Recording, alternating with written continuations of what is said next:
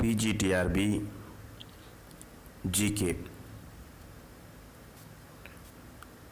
GK பொறுத்த வரைக்கும் டோட்டலாக உள்ள 150 கொஷினில் 10 கொஷின் கேட்பாங்க.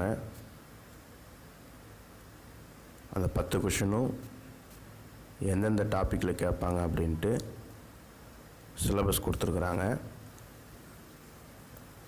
ஸோ இதுதான் ஜிகேவுடைய சிலபஸ்ஸு. யூனிட் 1 வந்து Indian history, unit 2 Indian constitution, unit 3 history of Tamil Nadu, unit 4 personalities, unit 5 sports and games, unit 6 வந்து abbreviations, unit 7 everyday science, unit 8 current affairs. இந்த 8 யூனிட்லேருந்தும் டோட்டலாக 10 கொஷின் கேட்பாங்க.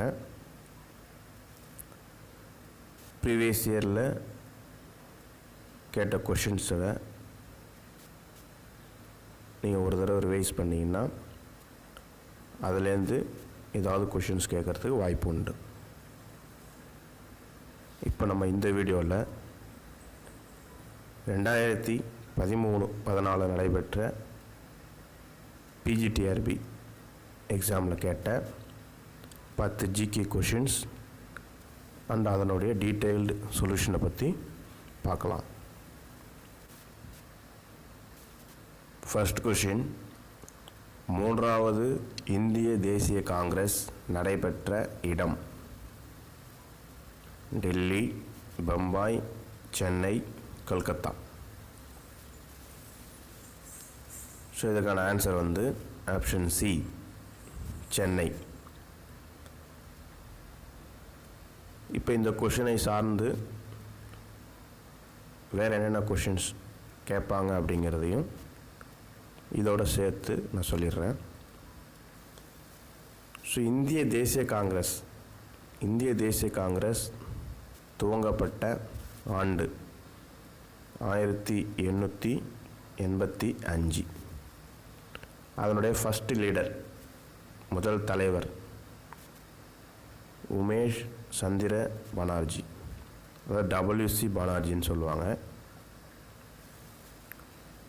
இந்த இந்திய தேசிய காங்கிரஸினுடைய ஃபஸ்ட்டு மீட்டிங் எங்கே நடைபெற்றது அப்படின்னு பார்த்தீங்கன்னா மும்பையில். எந்த வருஷம்னு பார்த்தீங்கன்னா 1885. அந்த தேசிய காங்கிரஸ் துவங்கப்பட்ட ஆண்டிலேயே ஃபஸ்ட்டு மீட்டிங் நடைபெற்றது. இந்திய தேசிய காங்கிரஸினுடைய 2வது கூட்டம் எங்கே நடைபெற்றதுன்னா அடுத்த வருஷம் 1886 கல்கத்தாவில் நடைபெற்றது. இந்திய தேசிய காங்கிரஸினுடைய 3வது கூட்டம் வந்து எப்போ நடைபெற்றது? இதுதான் நம்ம கொஷின். 1887 சென்னையில் நடைபெற்றது. இப்போ ஃபஸ்ட்டு நடைபெற்ற அந்த 3 மீட்டிங் இயர்ஸ் அண்ட் பிளேஸ் மட்டும் கொஞ்சம் ஞாபகம் வச்சுக்கிங்க. மும்பை, கல்கத்தா, சென்னை.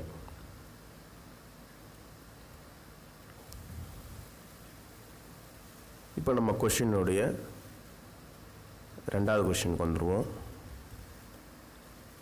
த காட் ஆஃப் ஸ்மால் திங்ஸ் என்ற நூலின் ஆசிரியர் யார்? Arundhati Roy, Salman Rushdie, RK Narayanan, KR Narayanan. The God of small Things என்ற நூலினுடைய ஆசிரியர் வந்து option A, answer is Arundhati Roy. இப்போ இந்த கொஷினை சார்ந்து சில எக்ஸ்ட்ரா நியூஸ். இலக்கியத்திற்காக வழங்கக்கூடிய மிக உயரிய விருதுன்னு பார்த்திங்கன்னா புக்கர் ப்ரைஸ். இது இன்டர்நேஷ்னல் லெவலில் கொடுப்பாங்க.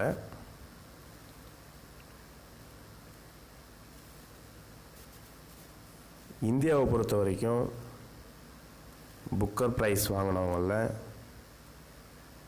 ஃபஸ்ட்டு யாருன்னு பார்த்தீங்கன்னா சல்மான் ருஷ்டி. இது இந்த கொஷினுடைய ஆன்சரில் ஆப்ஷனில் இருக்குது.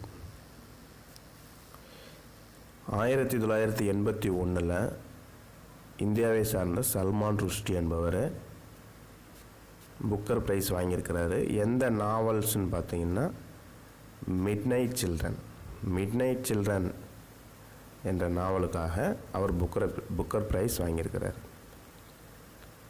அடுத்ததாக இந்தியாவை சார்ந்த அருந்ததி ராய், இதுதான் நம்ம question. Arundhati Roy 1997 Booker prize வாங்கியிருக்கிறாங்க. எந்த நாவல்? The God of small things. இந்த ஆப்ஷனில் உள்ள இந்த 2 பேருமே இந்தியாவை சார்ந்தவர்கள் புக்கர் ப்ரைஸ் வாங்கியிருக்கிறாங்க. புக்கர் ப்ரைஸ் நாவல்ஸ்க்கு தான் தருவாங்க. நாவல்ஸ் எல்லாமே இங்கிலீஷில் இருக்கணும். இப்போ கரண்ட்டில் புக்கர் ப்ரைஸ் தொகை எவ்வளோன்னா $50,000 புக்கர் ப்ரைஸ்க்கு கொடுக்கக்கூடிய தொகை. அடுத்த 2 ஆப்ஷன் உள்ளவங்க யாருன்னு பார்த்துருவோம். ஆர்கே நாராயணன். ஆர்கே நாராயணன் இந்தியாவை சார்ந்த ஒரு எழுத்தாளர். அவர் நிறைய நாவல்ஸ் எழுதியிருக்கிறாரு. அதில் மிகவும் முக்கியமானதுன்னு பார்த்தீங்கன்னா மால்குடி டேஸ். இதுதான் ரொம்ப புகழ்பெற்ற நாவல்ஸ் ஆர்கே நாராயணனுடையது. இவருக்கும் இந்த நாவல்ஸ்க்கும் புக்கர் ப்ரைஸ்க்கும் சம்மந்தம் இல்லை. நெக்ஸ்ட்டு டி ஆப்ஷனில் யாருக்குன்னா கேஆர் நாராயணன் கொடுத்துருக்குறாங்க. கேஆர் நாராயணன் யாருன்னா நம்மளுடைய ஃபார்மர் இந்தியன் பிரசிடெண்ட், இந்தியாவினுடைய முன்னாள் குடியரசுத் தலைவர். எந்த பீரியடுன்னு பார்த்தீங்கன்னா 1997 2002 வரைக்கும். 2002க்கு அப்புறம் ஏபிஜே அப்துல் கலாம். 2002 2007.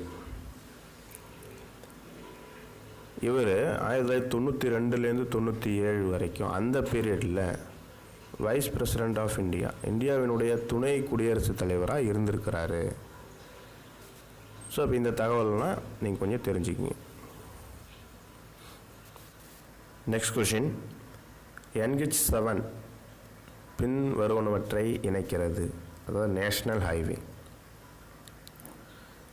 டெல்லி மற்றும் கன்னியாகுமரியா, காஷ்மீர் மற்றும் கன்னியாகுமரி, ஆக்ரா மற்றும் கன்னியாகுமரி, வாரணாசி மற்றும் கன்னியாகுமரி.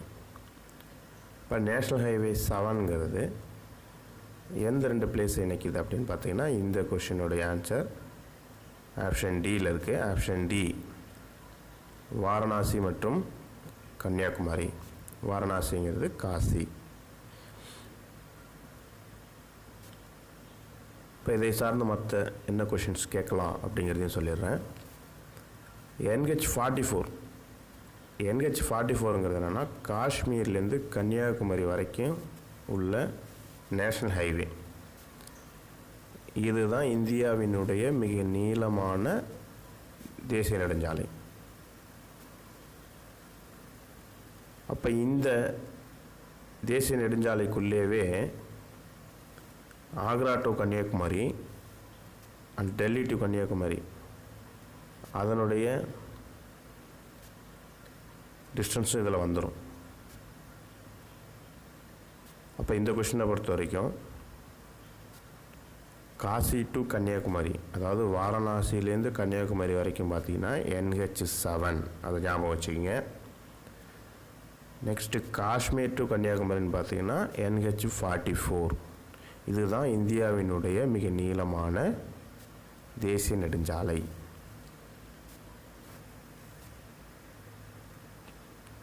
இந்தியா மேப்பில் காஷ்மீர், டெல்லி, ஆக்ரா, காசி, கன்னியாகுமரி எல்லாத்தையும் குறிச்சிருக்கிறேன். அவங்க கேட்ட கொஷின்னு NH7 என்னன்னு கேட்குறாங்க. NH7ங்கிறது வாரணாசி என்கின்ற காசியிலிருந்து கன்னியாகுமரி வரை செல்லக்கூடிய நேஷ்னல் ஹைவே ஆகும்.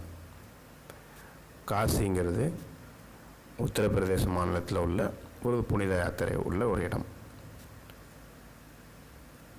நெக்ஸ்ட், இந்தியாவினுடைய மிக நீளமான தேசிய நெடுஞ்சாலை அப்படின்னு பார்த்தீங்கன்னா NH-44 சொன்னேன். இது வந்து காஷ்மீர்லேருந்து கன்னியாகுமரி வரைக்கும் இருக்குது. இதே பாதையில் டெல்லி இருக்குது, ஆக்ராவும் இருக்குது.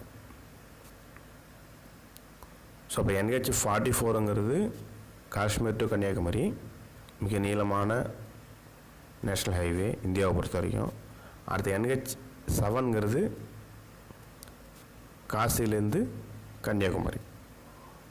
நெக்ஸ்ட் கொஷின், சோடியம் குளோரைடு அதாவது உப்பு நீரில் சேர்க்கும்போது கரைசலின் கொதிநிலை சரியாக 100 டிகிரி செல்சியஸா, 100 டிகிரி செல்சியஸை விட அதிகமாக, 100 டிகிரி செல்சியஸை விட குறைவாக, சரியாக 0 டிகிரி செல்சியஸான்னு கேட்குறாங்க. ஸோ இதுக்கான ஆன்சர் வந்து ஆப்ஷன் பி, 100 டிகிரி செல்சியஸை விட அதிகம். நெக்ஸ்ட் கொஷின், நோபல் அமைதி பரிசிற்காக மிக இளம் வயதில் பரிந்துரைக்கப்பட்ட பெண் கல்வி உரிமைக்காக அறியப்படுபவர் நூருல் பாத்திமாவா, மலாலாவா, யாஸ்மினா, நூருல் பரிதாவான்னு கேட்குறாங்க. ஸோ ஆப்ஷன் பி மலாலா அப்படிங்கிறது தான் இந்த கொஷினுக்கான சரியான ஆன்சர். இந்த மலாலா பற்றிய ஒரு கூடுதல் தகவல்கள், இவருடைய ஃபுல் நேம் பார்த்திங்கன்னா மலாலா யூசப்சை. இவர் வந்து 2014ஆம் ஆண்டு அமைதிக்கான நோபல் பரிசு பெற்ற பாகிஸ்தான் நாட்டு மாணவி. மிகவும் சிறு வயதில் அமைதிக்கான நோபல் பரிசு பெற்றவர் இவரே ஆவார். ஸோ இந்த தகவலையும் கொஞ்சம் தெரிஞ்சுக்கிங்க. நெக்ஸ்ட் கொஷின், ஆங்கில கிழக்கிந்திய கம்பெனி யாருடைய ஆட்சி காலத்தில் இந்தியாவில் வணிகம் செய்யும் உரிமையை பெற்றது? Shahjahan, Jahangir, Bahadur Shah, Aurangzeb. So option B Jahangir அப்படிங்கிறது தான் இந்த கொஷினுக்கான சரியான answer.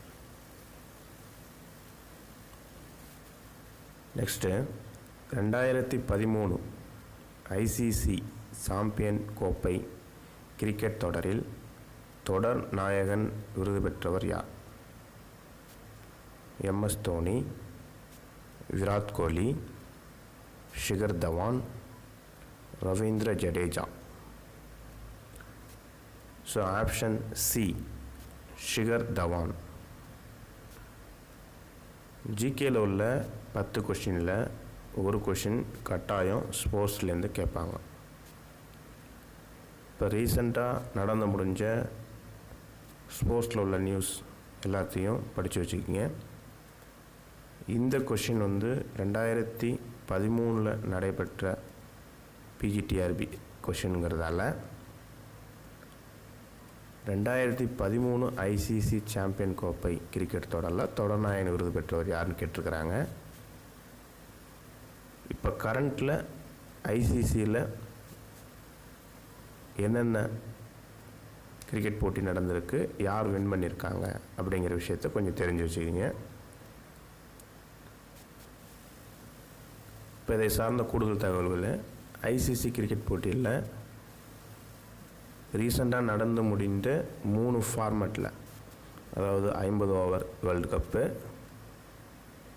50 over champion trophy, 20 over T20 world cup கடைசியாக நடைபெற்றது வென்ற நாடு யாது?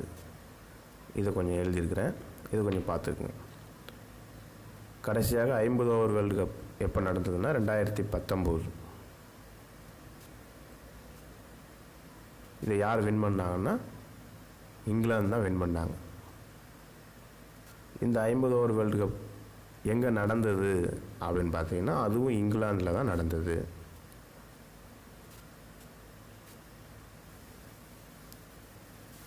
கடைசியாக 50 ஓவர் சாம்பியன் ட்ராஃபி இப்போ நடைபெற்றுனா 2017. வென்ற நாடுன்னு பார்த்தீங்கன்னா பாகிஸ்தான். எந்த பிளேஸில் நடந்ததுன்னா இங்கிலாந்தில் தான் நடந்தது. கடைசியாக 20 ஓவர் T20 வேர்ல்டு கப் எப்போ நடத்துனாங்கன்னா 2016. வென்ற அணின்னு பார்த்தீங்கன்னா வெஸ்ட் இண்டீஸ் என்று சொல்லக்கூடிய மேற்கு இந்திய தீவுகள் அணி. எங்கே நடைபெற்றதுன்னா இந்தியாவில் இந்த போட்டிகள் நடைபெற்றன. நெக்ஸ்ட் கொஷின், NCTE என்பது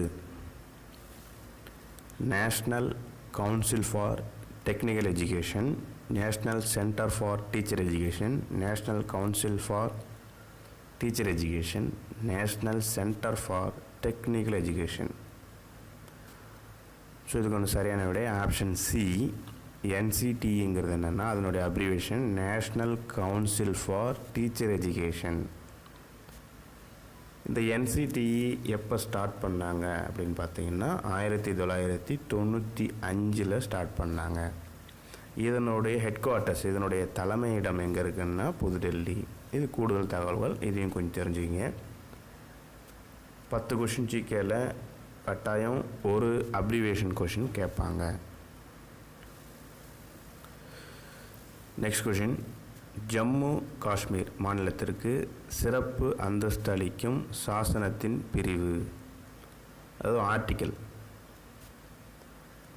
340 ஆர்டிக்கிள் 360 ஆர்டிக்கிள் 370 அல்லது ஆர்டிக்கிள் 390.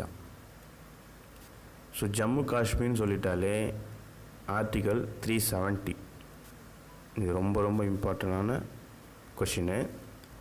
நிறைய டைம் டிஎன்பிசியில் இந்த கொஷின் கேட்டுக்கிட்டு இருக்கிறாங்க. ஆர்டிக்கிள் 340 பார்த்தீங்கன்னா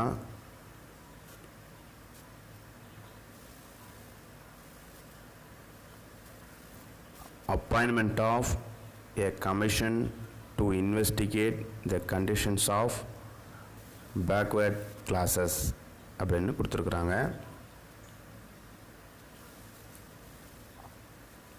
ஆர்டிக்கல் 316 பார்த்தீங்கன்னா ஃபைனான்ஷியல் எமர்ஜென்சி அப்படின்னு இருக்கு.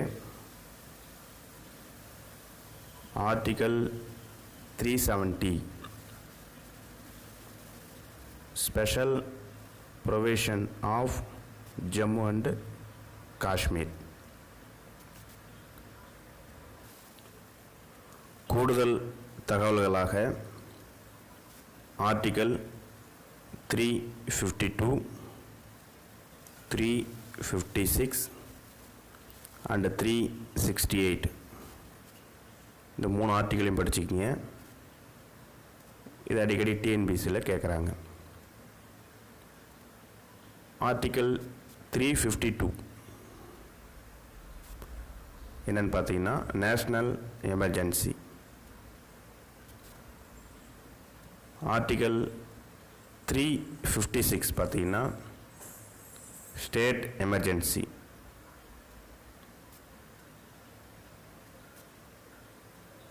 ஆர்டிக்கல் 368 என்னன்னு பார்த்தீங்கன்னா powers of parliaments to amend the constitution.